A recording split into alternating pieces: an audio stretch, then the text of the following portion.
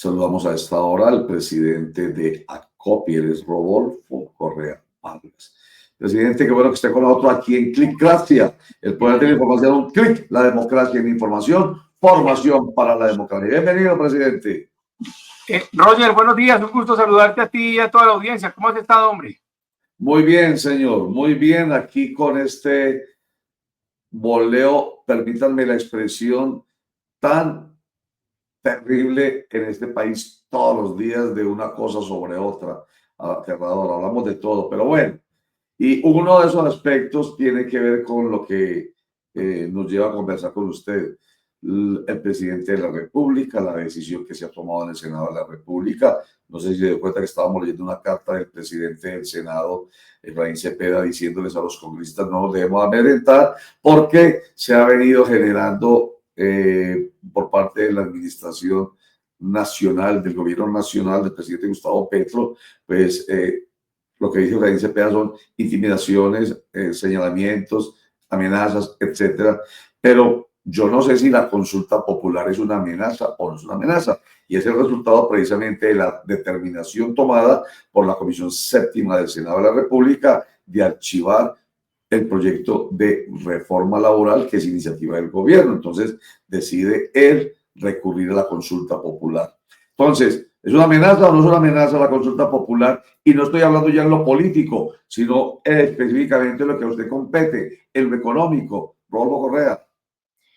Bueno, Roger, pues la verdad es que no podemos tildar la consulta popular ni ningún mecanismo de participación ciudadana como una amenaza, desde luego que no. Yo, por el contrario, creo que cuando todo se hace en el marco de la institucionalidad debe ser admitido. De manera pues que más allá de descalificarlo o no, yo creería que es un instrumento válido para acercarse a la ciudadanía y cuestionarlo sobre la decisión de si se aprueba o no se aprueba un asunto. Ahora, lo otro es el contenido. Es decir, yo nunca controvierto el instrumento, pero sí, por supuesto, el contenido. Y desde el punto de vista del contenido, desde luego que lo que se propone en la consulta popular es supremamente negativo para las pequeñas empresas del país, porque realmente lo que se busca es generar una serie de cargas estatales adicionales. Usted y yo hemos conversado en múltiples ocasiones en este escenario y nos hemos dado cuenta, y yo le he explicado a usted con mucha precisión, que efectivamente en Colombia el 65% del ingreso bruto de una pequeña empresa se destina al pago de cargas estatales. Con esto podríamos estar llegando casi al 70% debido al aumento de precisamente esas cargas económicas, lo cual cada día hace más inviable la construcción de empresa en Colombia, Roger.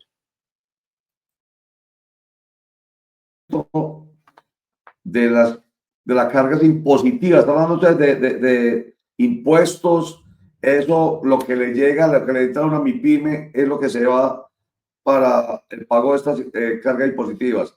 Pero, a ver, entonces expliquémoslo, eso genera que una reforma laboral no pueda hacerse pensando en lo que busca dicha reforma, que es lo que defiende el gobierno como reivindicación de derechos de los trabajadores, porque eso entonces va a pesar mucho más sobre esas pequeñas, pequeñas y medianas empresas. Sí, Roger, claro, lo que pasa es que las reformas laborales no pueden pensarse unilateralmente, deben pensarse integralmente. ¿Y eso qué implica? Implica que debe tenerse en cuenta no solamente los derechos que se van a conceder, sino las obligaciones que se le están imponiendo al otro lado y ver si ese otro lado tiene o no tiene capacidad efectivamente para retribuir, para contribuir con eso.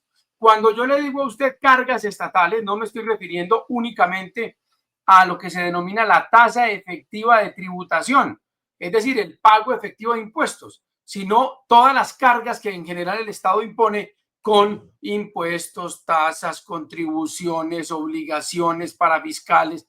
Todo eso suma un 65% del ingreso bruto de las pequeñas empresas.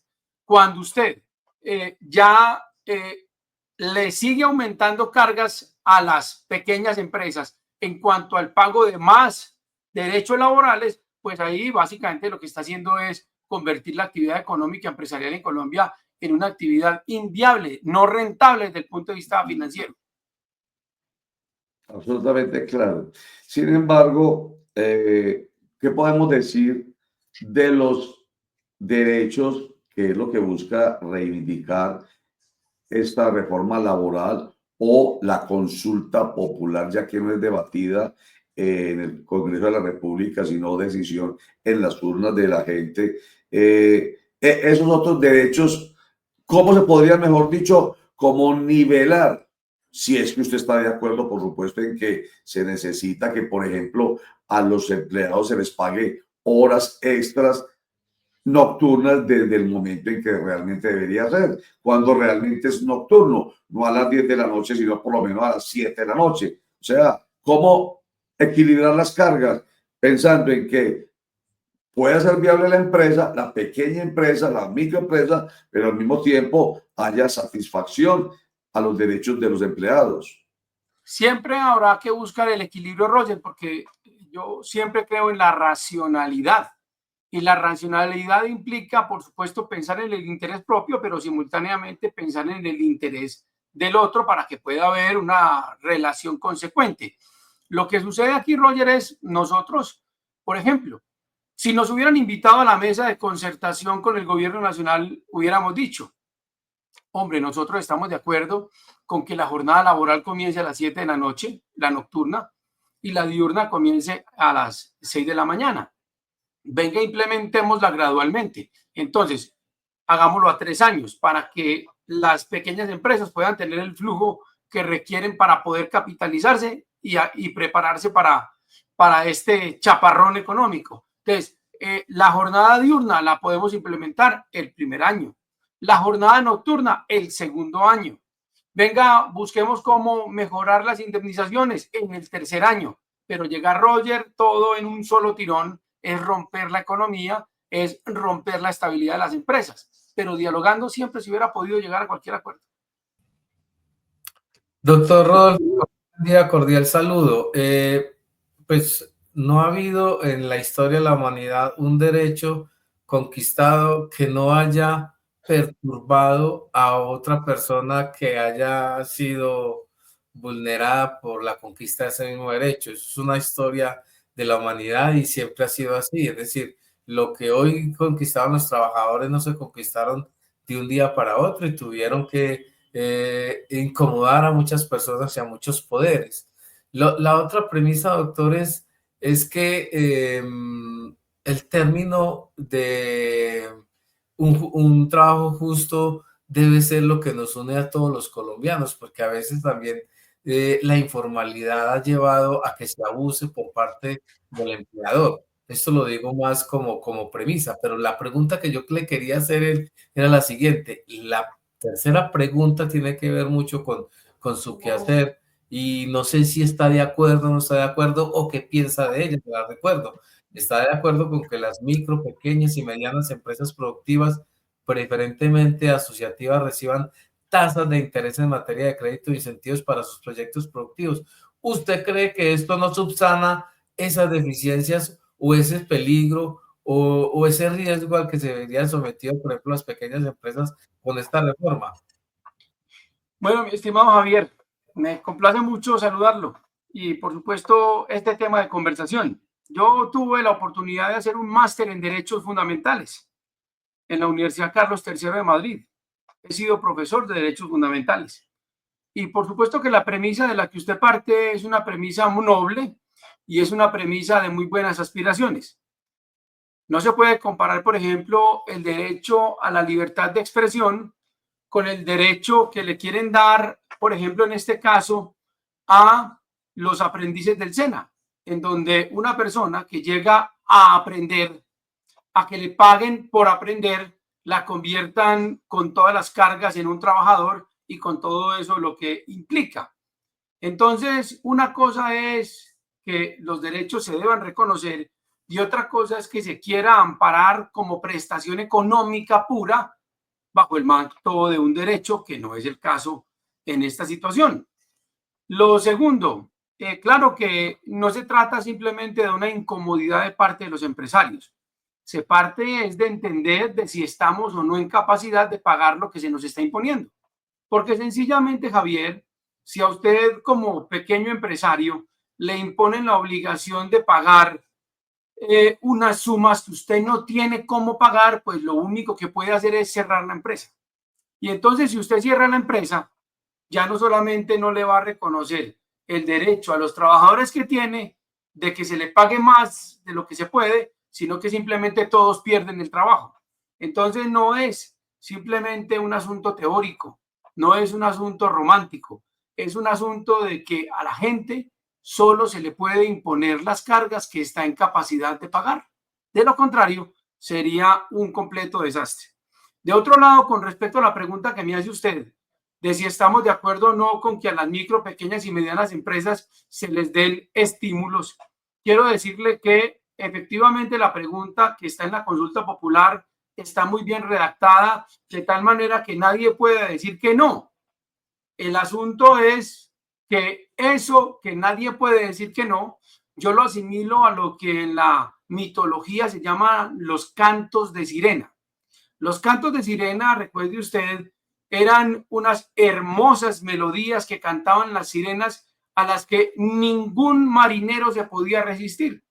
De tal manera que los marineros se lanzaban al agua por la seducción del canto y en el agua eran devorados por esas sirenas. Algo así está pasando con las preguntas de esta consulta popular, que todo el mundo se quiere lanzar de bruces, pero va a ser devorado por la imposibilidad que tiene la economía de solventar esas cargas económicas unilaterales e inconsultas con quien las debe pagar que se están imponiendo.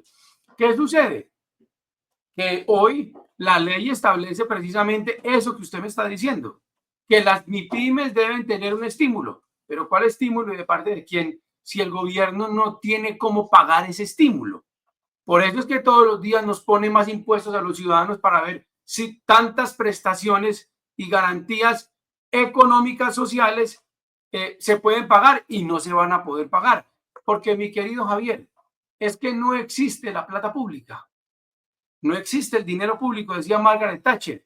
Eso que llamamos dinero público tiene que salir del bolsillo de alguien, en este caso de los contribuyentes. Y si los contribuyentes no tienen con qué pagar, entonces lo que está sucediendo es una ola de masificación de la informalidad. Y por eso hoy el dinero en efectivo se volvió el principal medio de pago en Colombia. Todo eso para que la gente trate de evitar, de eludir o evadir el pago de esas cargas impositivas que se hacen imposibles de pagar. Entonces, mi querido Javier, antes que nada, esto tiene que ser en el marco de la realidad, del realismo. Yo no puedo enviar a mi hija a estudiar a la universidad que no tengo con qué pagar. Yo no puedo irme de viaje al lugar donde me dé la gana porque no tengo con qué pagar. Así mismo sucede con cualquier colombiano.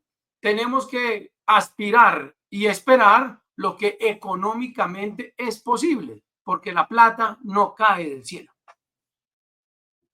Doctor Rodolfo, un saludo muy especial. Mire, me preocupa algo porque el tema de los aprendices del SENA para mí es un tema fundamental, especialmente porque es ahí donde inician ese mundo laboral, esas personas que se están capacitando y que están buscando la educación superior. Y usted ahorita lo hablaba, esa transformación de los contratos de aprendizaje del SENA en contratos laborales implicaría un incremento del 126% en el costo mensual de un aprendiz.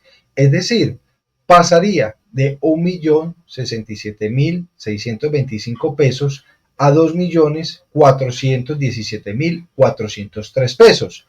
Para una empresa con 3 aprendices, el impacto se elevaría de 3.202.875 pesos a 7.252.209 pesos mensuales, sin incluir los beneficios extralegales. Queda ahí, doctor Rodolfo Correa, en peligro todo este tema del aprendizaje del SENA, que estos jóvenes puedan llegar a coger experiencia a una empresa, y más cuando usted en su hoja de vida y en su trabajo, todos lo sabemos, cuando usted va a una entrevista laboral, lo primero que le preguntan es qué experiencia tiene para desempeñar el cargo de doctor Rodolfo Correa. Así es que tienen que calcular estas preguntas, Oscar Mario, buenos días, en números. Entonces, ¿qué necesidad tiene ese muchacho de convertirlo ya en un contrato laboral cuando lo que necesita en primer lugar es aprender? Llega a la empresa sin saber nada, a que lo guíen, y si lo van a guiar, ya es bastante que el empresario esté obligado a enseñarle. Ahora tiene que pagarle como si fuera todo un contrato laboral, y eso va a implicar la multiplicación de los costos. ¿A la sazón qué implica? La sazón implica que los empresarios van a tener que buscar la informalidad. ¿Por qué? Porque no hay con qué pagar. Es que si usted no tiene con qué pagar, ¿cómo lo van a obligar a que pague lo que no tiene?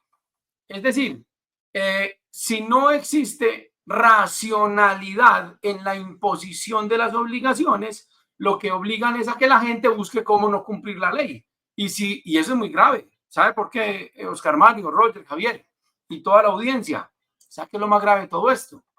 Que en Colombia hoy, con el régimen laboral que tenemos, existe un 65% de informalidad laboral. Es decir, hay zonas del país en donde a la gente no le pagan ni siquiera el mínimo. ¿Por qué? Porque en esas zonas del país la economía es distinta a la de Bogotá, la de Medellín, Cali, Barranquilla.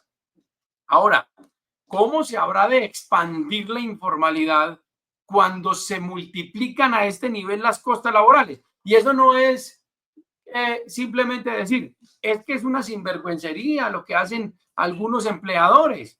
Es que eso está mal. Claro que está mal, y nosotros estamos en contra como gremio de la informalidad laboral. Pero una cosa es que nosotros estemos en contra y otra cosa es la realidad que tienen que vivir las personas, trabajadores y quienes hacen empresa en los territorios. Tenemos que enfocarnos en cómo generar más formalidad y crear condiciones para que los empresarios puedan generar más formalidad y los trabajadores puedan acceder a las garantías mínimas en todo el país. Cifras, dice usted, cifras, con cifras es.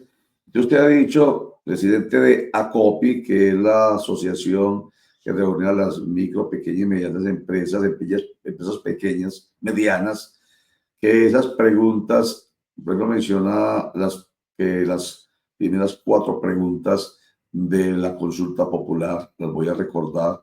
¿Está de acuerdo con que el trabajo de día dure máximo 8 horas y sea entre las 6 de la mañana, 6 de la tarde? ¿Está de acuerdo con que se pague con un recargo del 100% el trabajo en día de descanso dominical o festivo? ¿Está de acuerdo, esta es la tercera, con que las micro, pequeñas y medianas empresas productivas, las que representa precisamente Rodolfo Correa como presidente de ACOPI, preferentemente asociativas, reciban tasas preferenciales e incentivos para sus proyectos productivos?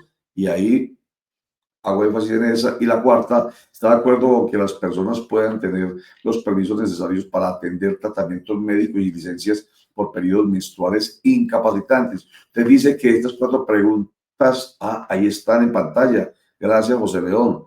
Ahí están, 4 primeras preguntas. Les van a generar a estas pequeñas empresas un sobrecosto anual de 280 millones de pesos. ¿Es eso lo que usted plantea, Rodolfo? Más la tercera, me parece que yo no sé si usted no entendí entonces. ¿Está de acuerdo? Pónsemela otra vez, José, para leer la tercera. ¿Está de acuerdo con que las micro, pequeñas y medianas empresas productivas reciban tasas preferenciales e incentivos para sus proyectos? Rodolfo. Roger, eso ya existe. Eso ya lo dice la ley y no se cumple. Ya. Porque no hay un sujeto al que se le pueda obligar directamente a que cumpla, como sí con las demás preguntas, en donde le pueden obligar es a un empresario en particular, al empleador. Lo demás, eso es carreta y romanticismo, pura poesía, Roger. Ahí realmente nadie va a cumplir eso porque nadie lo está cumpliendo en este momento. Y hoy el gobierno tiene abandonadas las pequeñas y medianas empresas del país. No ha habido ni un solo proyecto en este gobierno que favorezca a las pymes, ni uno. Ahora me van a venir a echar a mí cuentos aquí que a partir de esa consulta las cosas van a cambiar. Si ni siquiera nos preguntaron si estábamos de acuerdo con esa pregunta o no. Doctor Rodolfo, viendo el tema y las preguntas como usted lo plantea, que las califica de románticas, ¿usted cree que se abre una caja de Pandora si eso se va a consulta popular? Es decir, que pronto el entusiasmo ciudadano lleve a que eso se apruebe y que más bien eso debió haberse hecho a través del trámite en el Congreso. ¿Usted cree que eso es un peligro que se puede avisorar de acuerdo con lo que usted plantea? Mire, yo realmente, Javier, creo que la consulta no va a alcanzar la participación que se requiere. Los 13 millones de personas no van a salir a votar. No creo que se alcance ese estándar de participación. Uno. ¿Y por qué, Javier? Mire, le voy a dar un dato.